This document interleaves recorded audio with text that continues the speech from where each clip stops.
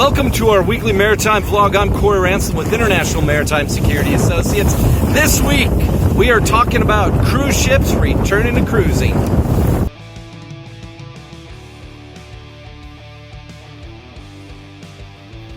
If you've been a viewer of this vlog for any time, you know that we touch the cruise lines and talk about the cruise lines fairly frequently. We've covered a number of topics, including cruise ship security. We've talked about the COVID effects on the cruise lines, and that's the topic we're going to touch today.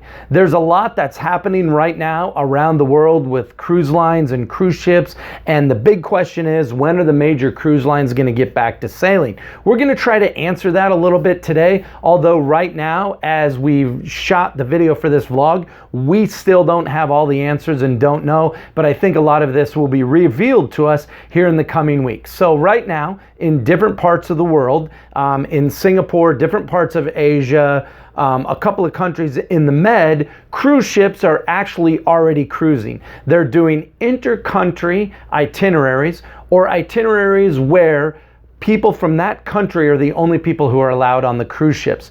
The UK is going to allow cruising here later this spring, starting out at different ports in the UK, and it'll be interesting to see where those ships go, if they'll just do UK-based cruises or if they'll have the ability to go into European Union countries. So we see that happening. As we see the spread of the vaccine and more people exposed to the virus around the world, most health officials believe that within the next couple of months, we'll be getting close to herd immunity, as long as there's no mutations of this disease that are completely unaffected by the vaccine. Still more to come on that as this virus continues to spread around the world. So the big question is when are the major cruise lines going to start cruising? Royal Caribbean announced a week or so ago that they were going to start a couple of different cruises, based one in the Bahamas and the other one in St. Martin, where they were going to be doing trips that did not touch the United States. The reason for that, if you know and if you follow us, we've talked about the CDC guidelines that they've put forth for cruising a couple of times on here. Right now, those guidelines are very open-ended, not well-defined, and onerous for the cruise lines to be able to meet. The cruise lines have been working to try to meet those guidelines, but at this point, don't have the ability to be able to do that. We've tried to talk to the CDC about this, but they tell us that they're not a regulatory agency. But from where I sit, it looks like they're acting very much like a regulatory agency, as they're putting out regulations around the United States to guide how things happen. In the state of Florida, the governor and other officials have been lobbying with different Port Authority officials to try to get the U.S. government and the CDC to resend these regulations to be able to get cruise ships started here again in the state of Florida. It's going to be interesting to see what happens there. The Florida governor has threatened to sue the U.S. federal government and the CDC to rescind those regulations. So there'll be more to come on that in the coming days and weeks when we see what happens there. Also, within the next couple of months, most health officials believe that the supply of the vaccine in the United States, in the UK, and potentially other countries will start to be greater than what the demand for the vaccine is. So that's good news, because that means that we should be getting close in many of these areas to reach herd immunity. With that, hopefully, it will be a much safer environment for people to be able to go out and engage in activities like cruising. There's millions of people around the world who love to do this, and I know that the cruise lines have put out a number of press releases saying that they have people calling all the time asking about when they're going to be able to start to cruise. One little tip on that: if you do like to cruise, right now is a great time to book your cruise. Not sponsored by the cruise lines here, but there are phenomenal deals right now that the cruise lines are putting out. One catch to that is once you pay for the cruise, it's non-refundable. So you'll have to just ride with the opens and closures with the cruise lines before that cruise may actually take place. The other part with the cruises not operating out of countries like the United States or the European Union is the logistics. In some of the Caribbean island nations is much less than it is in the United States. In many of these islands, there's only a few flights a day to be able to move passengers. If you look at some of the larger cruise ships, they may turn 3,000, 4,000, or 5,000 passengers on a turn day. So it's going to be interesting to see how they're going to cope with the logistics of moving people, but also how they're going to cope with the logistics of reprovisioning those larger ships and islands where they have limited supplies and resources.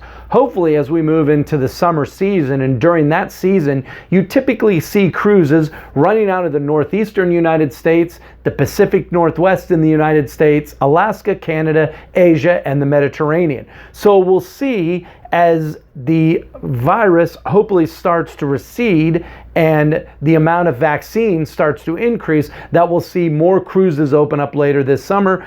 But again, we're going to have to wait and see what happens with the vaccine and with the disease. And hopefully there's no mutations of the disease that come out that are not affected by the vaccine. So there's a number of factors that are still at play here. Cruising is a very large business in a number of areas around the world. In Florida in the United States, it's estimated that cruising contributes over $18 billion to the state's economy and affects about 1 million people in direct and indirect jobs. There's a number of small businesses around the state of Florida and other states and areas in the world that deal with cruise lines, and I know a number of these businesses have gone out of business, and the ones that are still existing are anxious for cruising to get started so they can start making money again. So there's a number of factors that are in play here when it comes to cruising. The other factor is the majority of the cruise lines would like all of their employees and crew members to be vaccinated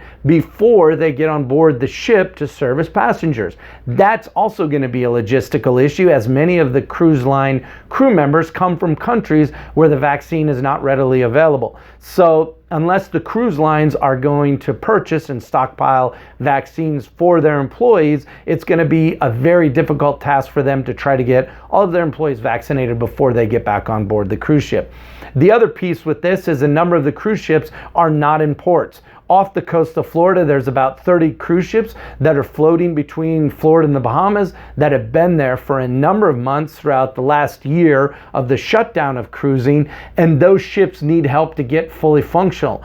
Cleaning on board the ship, maintenance, and a number of other things to get them ready and get back to full strength to be able to start cruising. So it'll be a logistical issue to try to get contractors, other crew members, and support people on board. The other logistical factor is flights.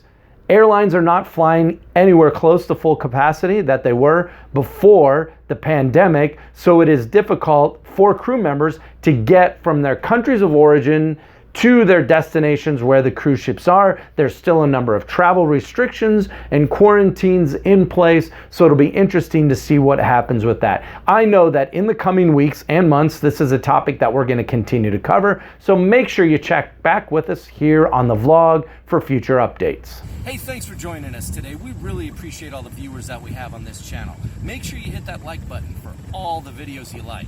Subscribe to this channel so you get notified when we post new videos. Also, connect to us through our social media, detailed in the banner above and also in the comments section below.